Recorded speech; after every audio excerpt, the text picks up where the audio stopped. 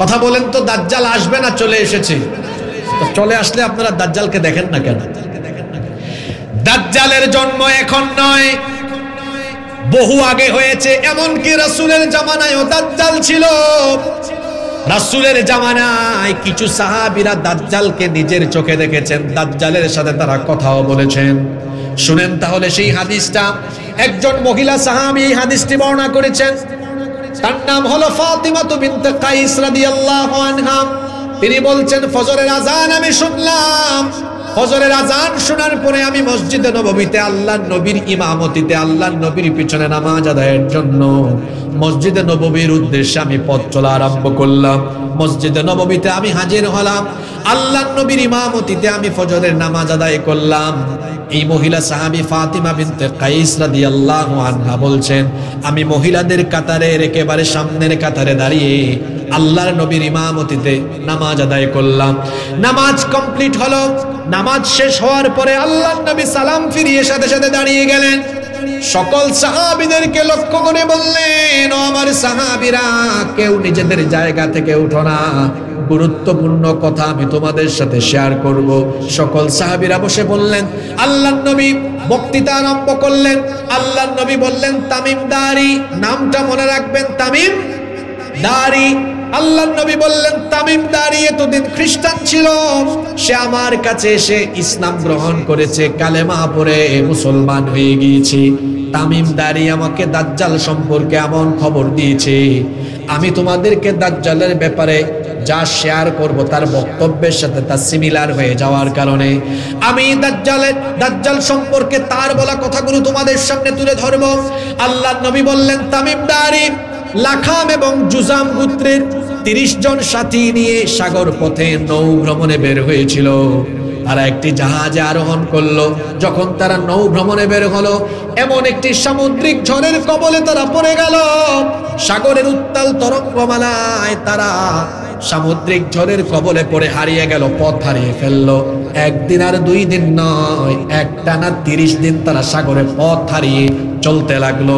জোরে বলেন তো, কয় মাস? মনোযোগ আছে, কয় মাস? 1 মাস ব্যাপী তারা পথ চলতে লাগলো। 1 মাস পরে তারা একটা অচেনা অজানা নীরব দ্বীপে তারা সবাই নামলেন। নামার পরে দেখলেন কোনো মানুষজন নাই। আচ্ছা, কোথাও আপনি গিয়েছেন, যাওয়ার পরে দেখলেন কোথাও কোনো লোকজন নাই, কোথাও কোনো মানুষজন নাই, বলেন তো ভয় লাগবে কি লাগবে না? তারা ভীত বিহ্বল হয়ে গেলেন। ভয়ে ভয়ে ভয়ে ভয়ে সামনে আগালেন। আগাতে আগাতে তারা এক বিভৎস প্রাণী দেখলেন। এমন একটা জন্তু দেখলেন, তার গায়ে এত বেশি লোম ছিল, অতিরিক্ত পরিমাণ লোম থাকার কারণে এই প্রাণীর সামনের অংশ কোনটা, পেছনের অংশ কোনটা, কোনোটাই বোঝা যায় না। তারা ভীত হয়ে জিজ্ঞেস করলেন, মান আনতা, তুমি কে? সে তখন জবাব দিল, আনাল জাসসাসা, আমি হচ্ছি গুপ্তচর, আমি হলাম গোয়েন্দা।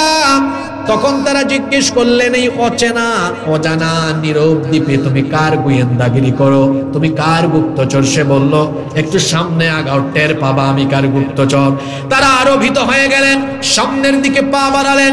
যেতে যেতে যেতে যেতে তারা গিয়ে দেখলেন ভয়ঙ্কর চেহারার এক বিভৎস দানবাকৃতির এক ব্যক্তি সেখানে এমন ভাবে আছে, আমার দিকে খেয়াল করেন, এই 2টা হাত ঘাড়ের নিচে এইভাবে দিয়ে শিকল বন্দি, আবার এক চোখা কানা, এলোমেলো উস্কো খুস্কো অসম্ভব রকমের কুকড়ানো চোল, ভয়ঙ্কর দানবাকৃতির বিরাট দেহ, 2 পা শিকল দিয়ে বাঁধা, 2 হাত মাথার নিচে এইভাবে করে শিকল দিয়ে জিঞ্জির দিয়ে বাঁধা, বিভৎস চেহারা। ভীত বিহ্বল হয়ে তারা জিজ্ঞেস করলেন, তুমি কে? এই অচেনা অজানা গহীন নীরব এই দ্বীপে তুমি এখানে শিকল পরানো, জিঞ্জির পরানো কেন? কে তোমাকে এখানে বন্দী করলো? সে তখন বলল, আমার পরিচয় তোমাদেরকে দিব পরে, তোমাদের পরিচয় আমাকে দাও আগে। আগে বলো তোমরা কারা, কোথা থেকে এসেছো? তারা বললেন, আমরা আরবের মানুষ, আমরা আরব থেকে এসেছি, নৌ ভ্রমণে বের হয়েছিলাম। আমরা সামুদ্রিক ঝড়ের কবলে পড়ে পথ হারিয়ে ফেলায় 1 মাস সাগরে পথ চলতে চলতে নীরব অচেনা অজানা এই দ্বীপে এসে আমাদের জাহাজ নোঙর করেছে, এখানে আমরা আজকেই নামলাম, আমরা আরবের মানুষ। সে তখন বলল, তোমরা যেহেতু আরবের মানুষ, আমাকে আগে বলো তো আরবে একজন নবী আসার কথা, তার আগমন হয়েছে নাকি? তারা বলল হ্যাঁ, তার আগমন হয়েছে। সে জিজ্ঞেস করলো তিনি এখন কোথায় আছেন? তারা বললেন তিনি মক্কা থেকে হিজরত করে মদিনায় গিয়েছেন।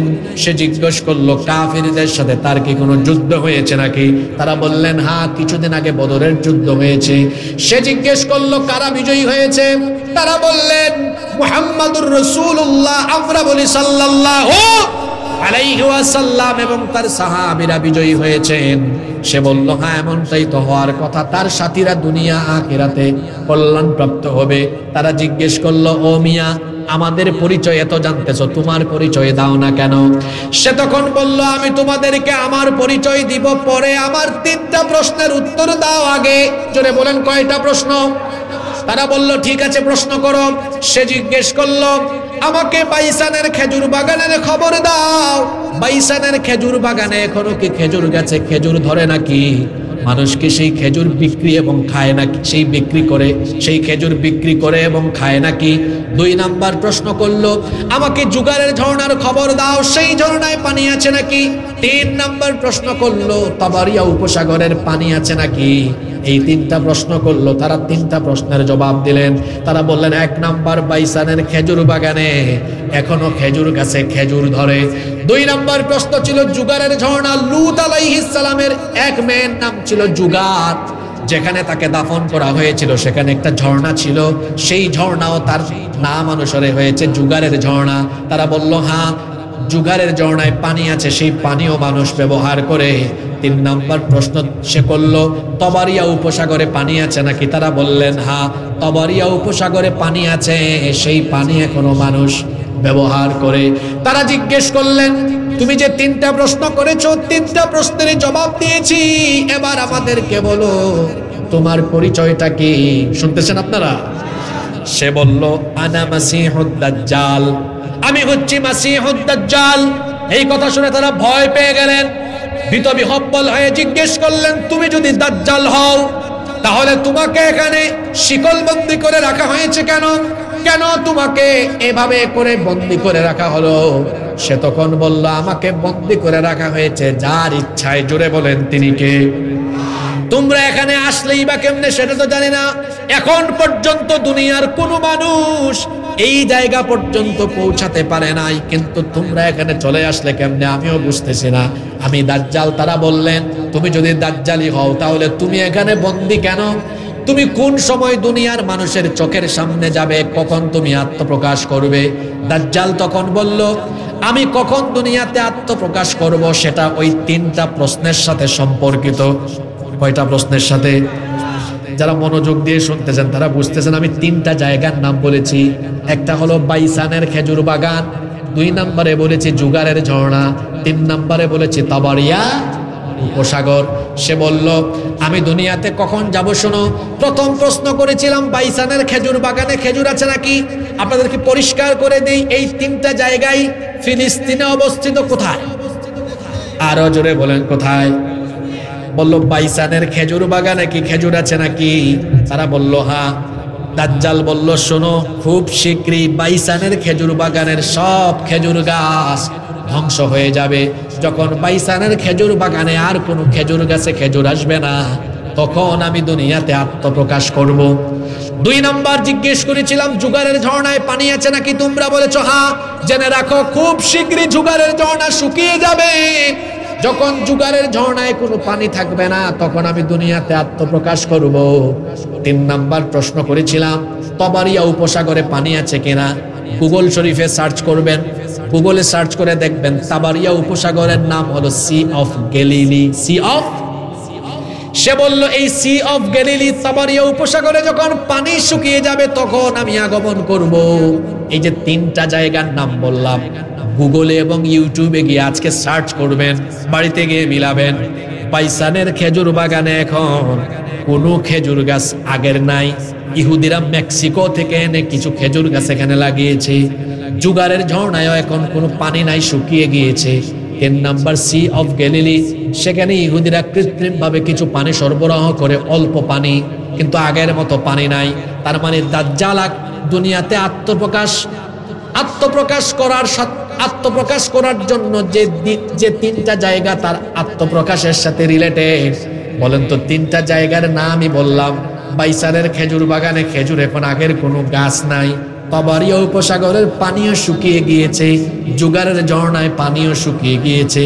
তার মানে দুনিয়াতে দাজ্জালের আত্মপ্রকাশের সময় হয়ে, শুনতেছেন আপনারা? এক হাদিসে 4 প্রশ্নের উত্তর পাবেন। 1, দাজ্জাল কোথায়, কি অবস্থায়? 2, কখন আগমন করবে? 3, এসে কতদিন থাকবে? 4, কি করবে? 4টা প্রশ্নের উত্তর কয় হাদিসে আছে? এই হাদিস থেকে জানলেন দাজ্জালের জন্ম হবে না হয়েছে? মহিলা মানুষের মতো কথা বলেন কেন?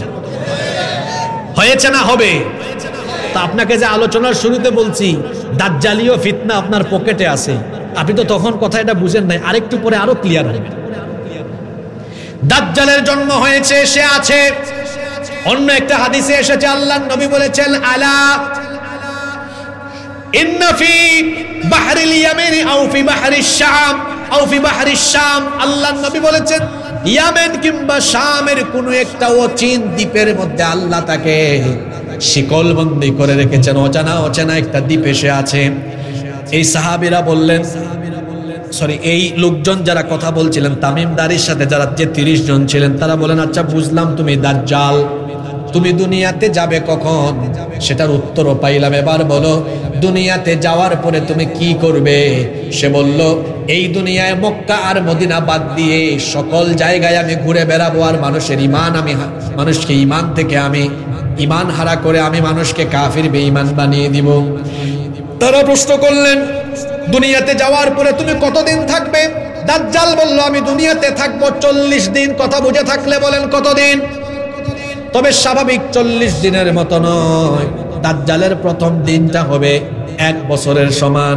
জোরে বলেন কয় বছরের সমান? দ্বিতীয় দিনটা হবে 1 মাসের সমান। তৃতীয় দিনটা হবে 1 সপ্তাহের সমান। বাকি থাকলো কতদিন? তো গুরুস্থানে ওয়াজে বসছি। দাজ্জাল এসে দুনিয়ায় 40 দিন থাকবে। প্রথম দিনটা হলো 1 বছরের সমান, দ্বিতীয় দিন হলো 1 মাসের সমান, তৃতীয় দিন হলো 1 সপ্তাহের সমান। বাকি থাকলো কতদিন? এই 37 দিন হবে স্বাভাবিক দিনের মতো। দাজ্জাল এভাবে এসে দুনিয়া ব্যাপী ফিতনা চালাবে। এই দাজ্জাল দুনিয়ায় যখন আসবে দাজ্জালের অনুসারী হবে ইহুদিরা। জোরে বলেন কারা? দাজ্জাল আসার পরে ইহুদিরা তাকে প্রত্যক্ষভাবে সহযোগিতা করবে। ইহুদিরা হবে দাজ্জালের সেনাবাহিনী।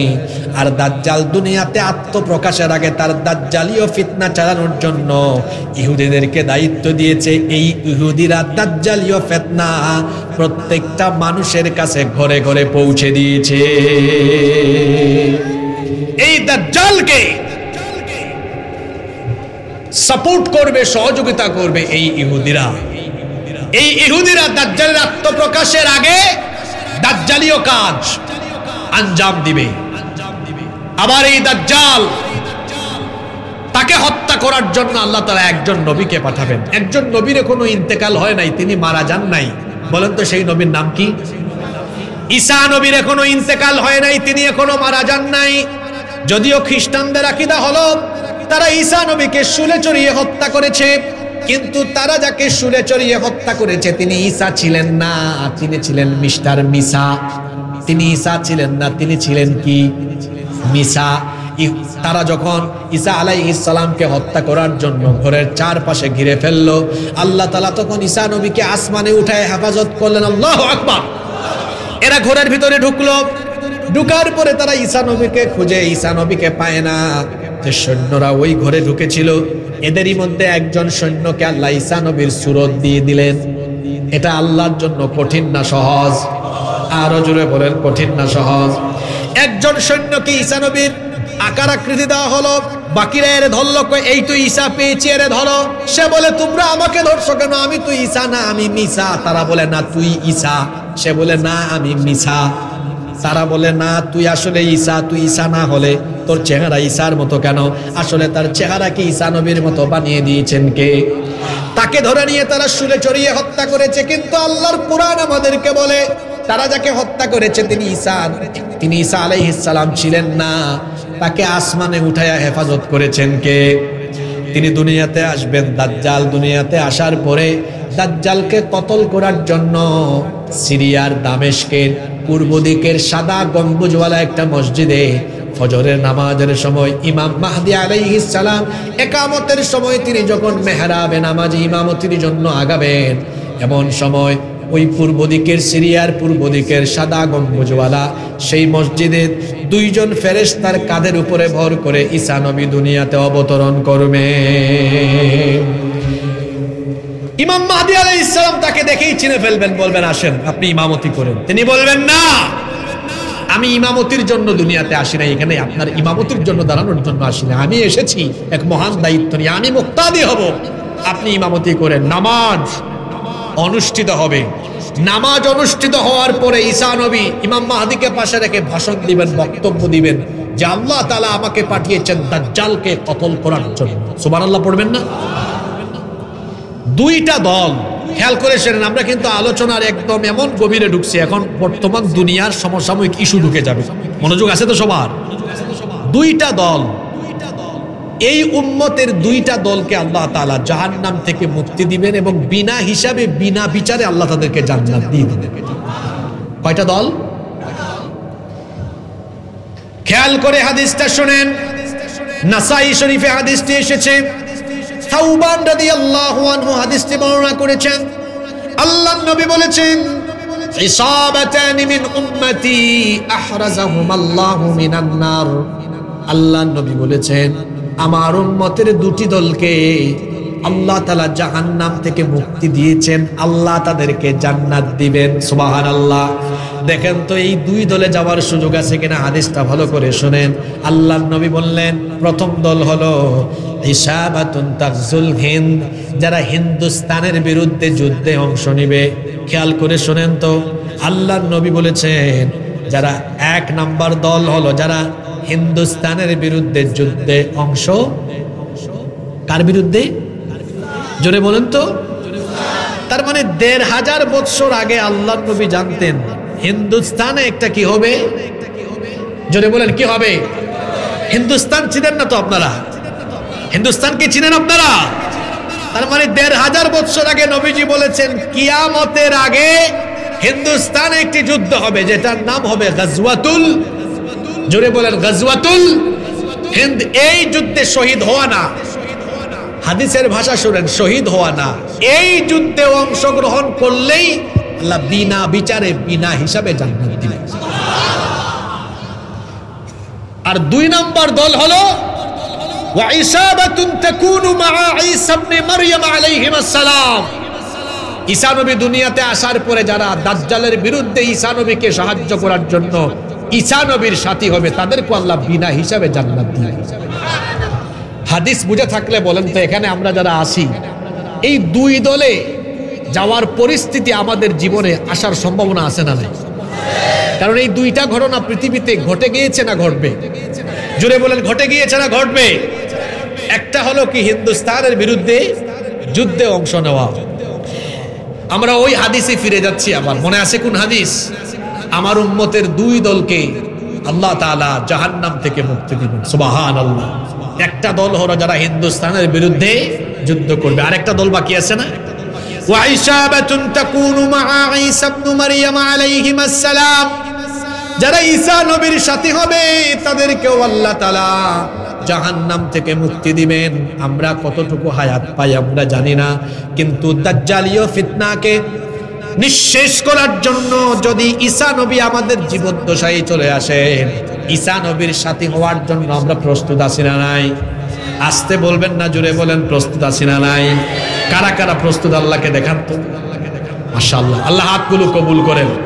হয়েছে স্লোগান একটু পরে দিয়েন, হাতগুলো নামান, আল্লাহ কবুল করেন।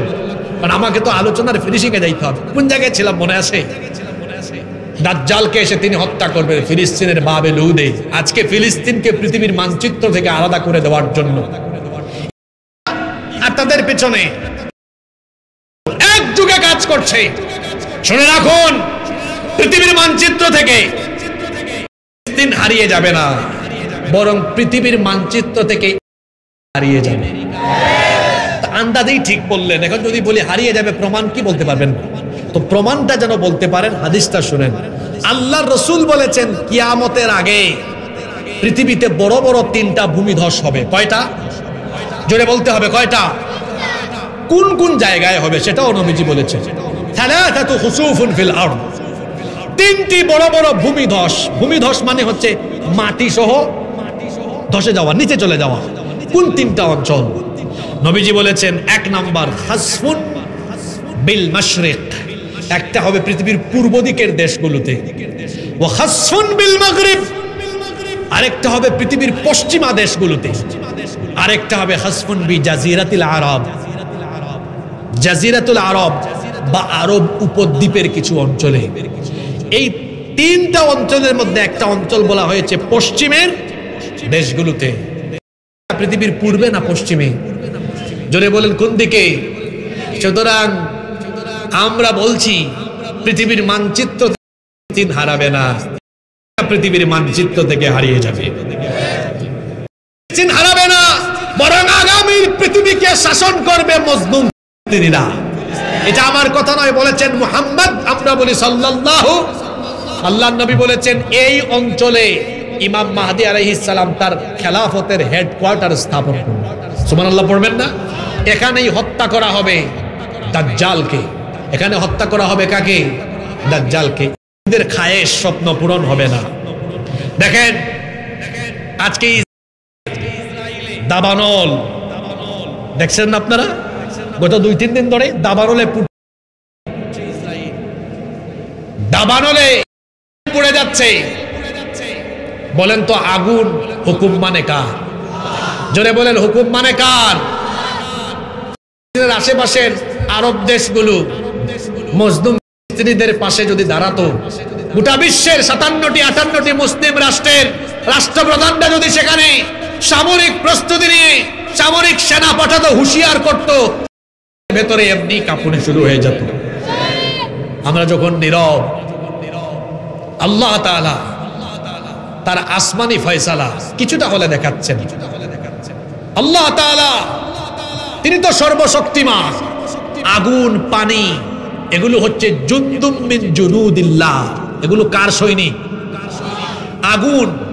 আল্লাহ চাইলে আগুন দিয়ে পুরাতে পারেন, আবার আল্লাহ চাইলে আগুনের তেজ নিঃশেষ করেও দিতে পারেন। যখন ইব্রাহিম আলাইহিস সালামকে নমরুদ আগুনে ফেললো, আগুন কি পুরাতে পেরেছে?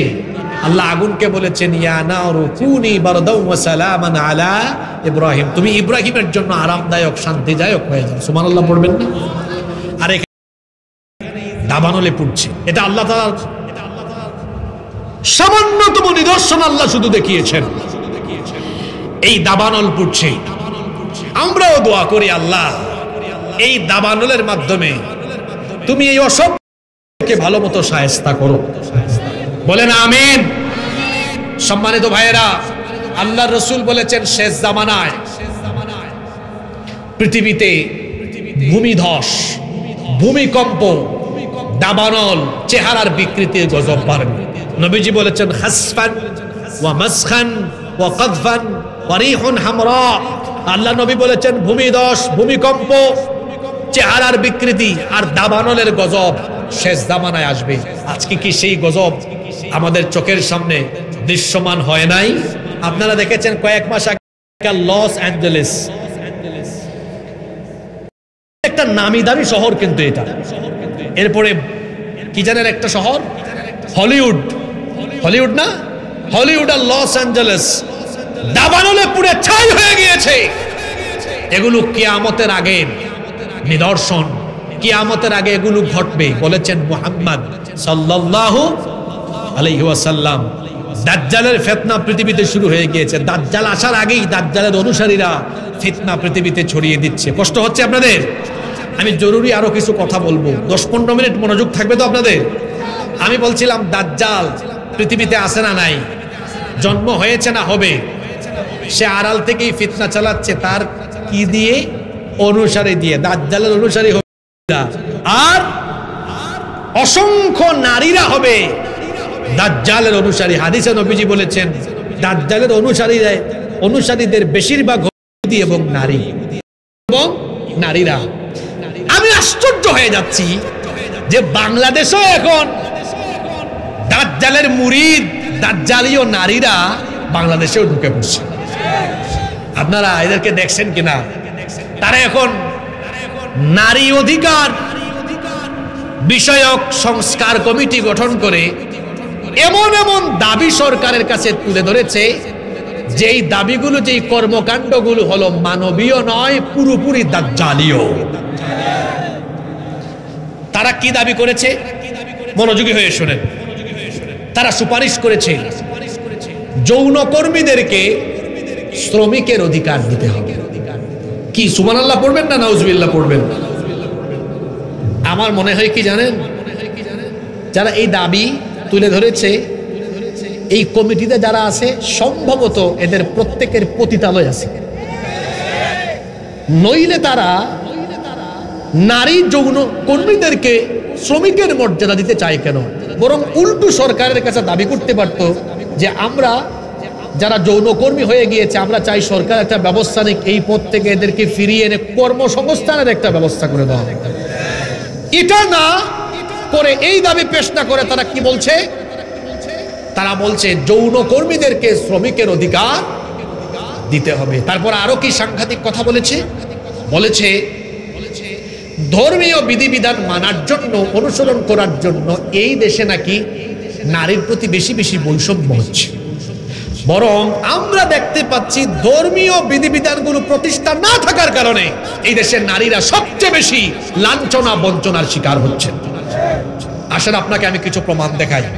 বাংলাদেশ স্বাধীন হয়েছে আজকে 54 বছর। ভালো করে শুনেন, 1971 স্বাধীন হয়ে দেশ 2025 পর্যন্ত 54 বছরে পদার্পণ করেছে। বলেন তো দেখি, 54 বছরে বাংলাদেশ বেশি শাসন করেছে নারীরা না পুরুষরা? জোরে বলেন কারা? সেই 90-এর দশক থেকে 2024 পর্যন্ত তো 2 মহিলার গুতাগুতিতে আমরা জনগণ মাঝখানে শেষ। কত বছর হয়েছে জানেন? 1990 থেকে 2024, লম্বা একটা সময়, 34 বছর। তাহলে দেশ স্বাধীন হয়েছে 54 বছর, 34 বছর দেশ চালাইছে কারা? নারীরা। মাঝখানে কয়েকদিন ইয়াজউদ্দিন, ফখরুদ্দিন, মঈনুদ্দিন এরা ছিল আর কি, হাতে গোনা কয়েকদিন ছিল। কিন্তু এই সময়টার বেশিরভাগ সময় দেশ চালাইছে কারা? নারীরা। দেখেন আমরা পুরুষ মানুষ কত পিছায় আছি, রাগ করেন না আপনারা। 54 বছরের মধ্যে 34 বছর কারা? নারীরা। বাকি থাকলো কত বছর? 20 বছর চালাইছি কারা? আমরা। তো বহু বছর পরে কিন্তু এখন রাষ্ট্রপ্রধান কে হয়েছে? পুরুষ হয়েছে। আচ্ছা শোনেন, আমি যে কথা বলতে চাচ্ছি, 54 বছরের মধ্যে 34 বছর দেশ শাসন করলো নারীরা। এমনকি নারীরা এত ক্ষমতা পাইল, সরকার প্রধান নারী, বিরোধী দলীয় নেত্রীও, এমনও সময় গিয়েছে স্পিকার নারী, স্বরাষ্ট্রমন্ত্রী নারী, পররাষ্ট্রমন্ত্রী নারী, শিক্ষামন্ত্রীও নারী। নারীরা এই দেশে এত ক্ষমতা পাওয়ার পরেও আপনারা আমাকে বলেন তো, 34 বছর নারীরা ক্ষমতায় থেকেও তারা কি ধর্ষণ বন্ধ করতে পেরেছে?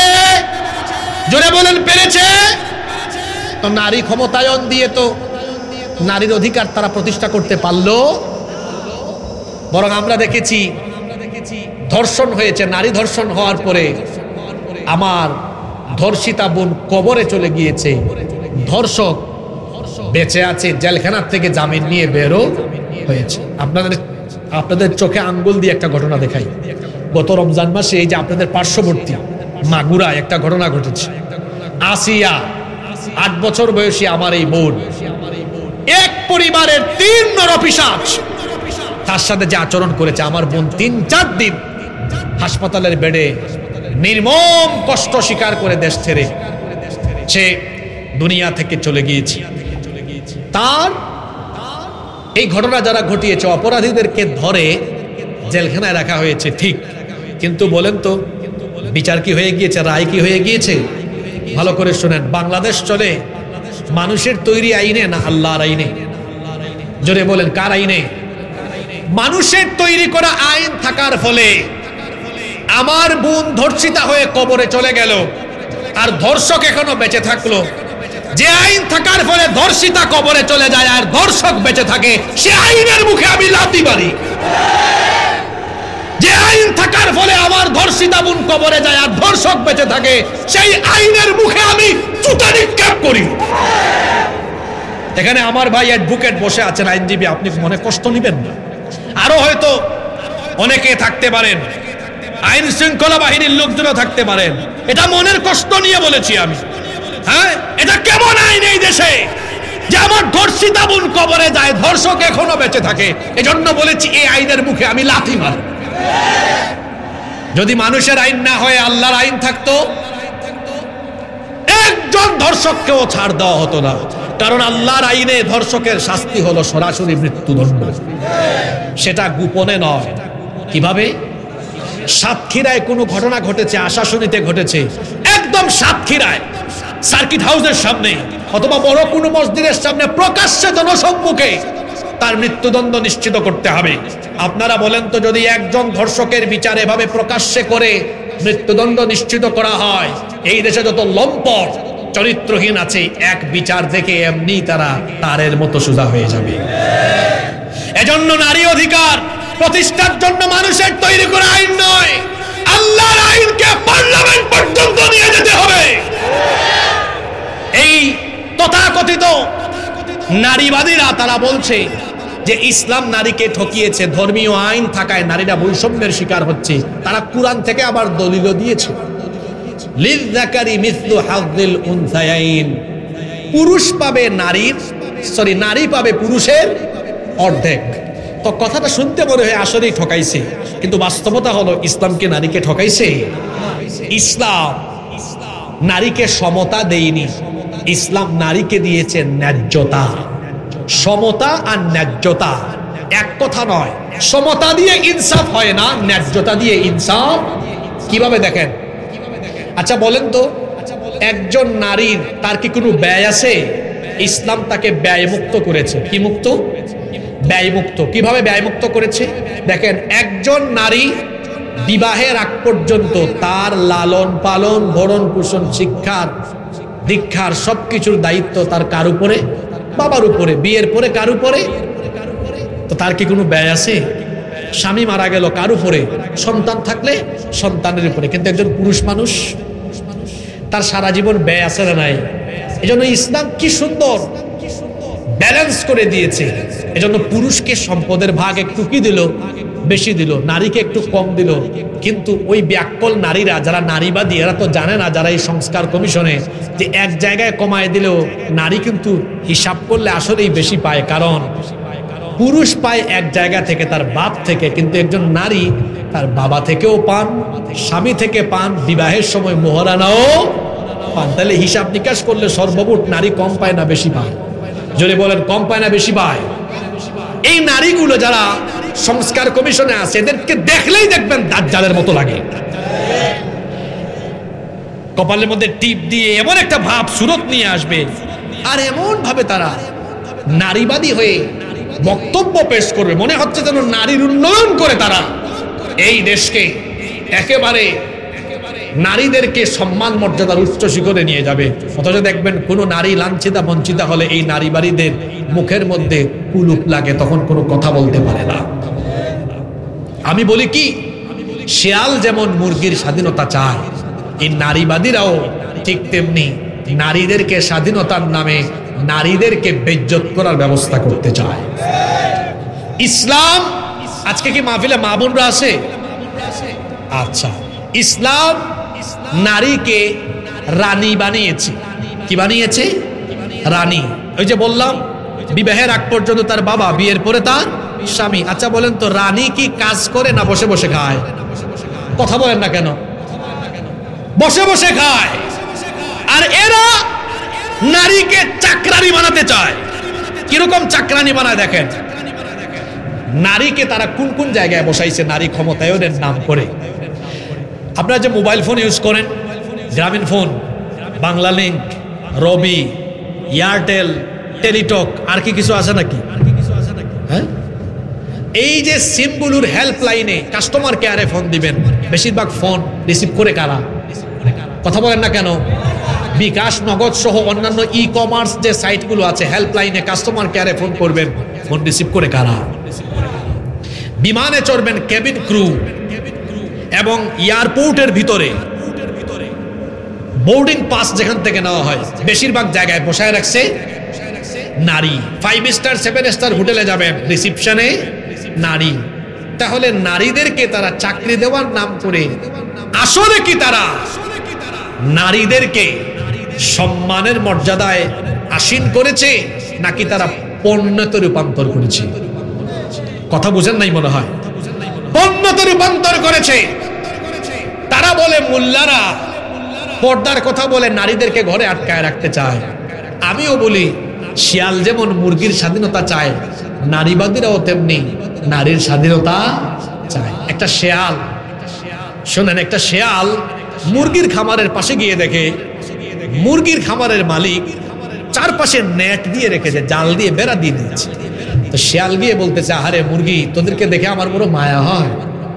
তো কয়েকটা মুরগি বলতেছে, শিয়াল মামা আপনার তো মায়া হয় কেন? দেখোস না আমার মালিক আমাকে ছেড়ে দিয়েছে, আমার তো কোনো মালিকও নাই, আমার কোনো জেলখানাও নাই, কিন্তু তোরা যে এই নেটের ভিতরে আসিস, আমার মতো তো ঘুরে বেড়াইতে পারিস না, তোদের কোনো স্বাধীনতা? তো কয়েকটা মুরগি তখন বলতেছে, মামু আপনার মতলব কিন্তু আমরা বুঝি,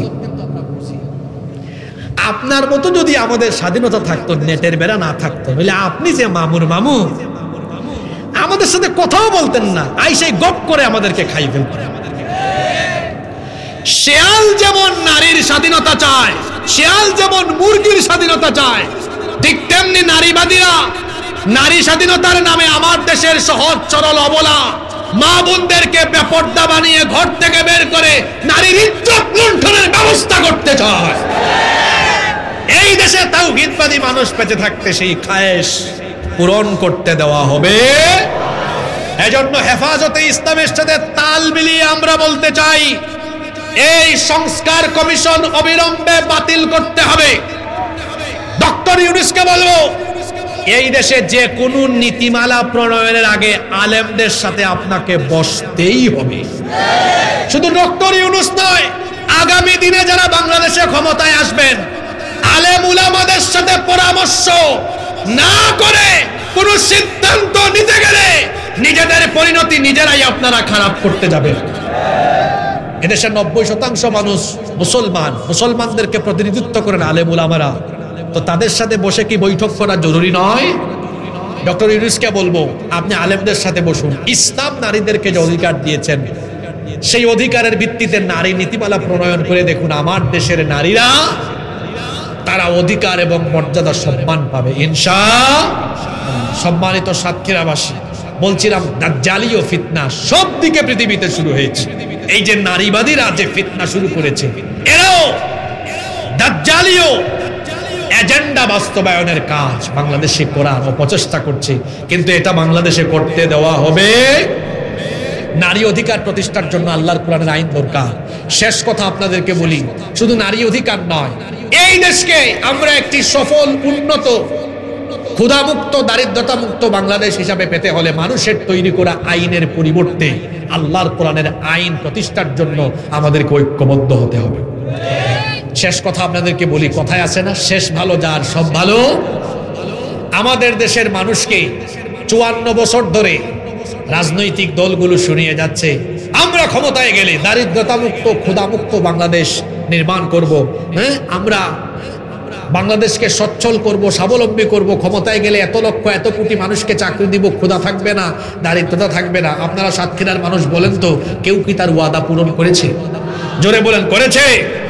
আল্লাহর কালাম হাতে নিয়ে বলে যাচ্ছি, যদি আল্লাহর কালাম রাষ্ট্রের সর্বোচ্চ জায়গা পর্যন্ত পৌঁছে, চ্যালেঞ্জ করে বললাম, একজন ক্ষুধার্ত মানুষ থাকবে না, অসহায় মানুষ থাকবে। কারণ আল্লাহ তাআলা একটি ফর্মুলা দিয়েছেন, যাকাতের ফর্মুলা। এটি যখন রাষ্ট্রীয়ভাবে প্রয়োগ করা হবে, এই দেশে ক্ষুধার্ত মানুষ, অসহায় মানুষ থাকবে না। একটি সোনালী রাষ্ট্র হিসাবে বাংলাদেশ তৈরি হবে ইনশাআল্লাহ। জন্য আসুন, একটি ক্ষুধামুক্ত, দারিদ্র্যমুক্ত বাংলাদেশ বিনির্মাণের জন্য, একটি সুন্দর সফল বাংলাদেশ বিনির্মাণের জন্য আমরা আল্লাহর কোরআনকে রাষ্ট্রের সর্বোচ্চ জায়গা পর্যন্ত নিয়ে যাওয়ার জন্য ঐক্যবদ্ধভাবে কোরআনের সমাজ বিনির্মাণে কাজ করি। আল্লাহ তাআলা আমাদের সকলকে কোরআনের জন্য, কোরআনের আন্দোলনের জন্য কবুল করেন, আমরা সবাই বলি আমিন।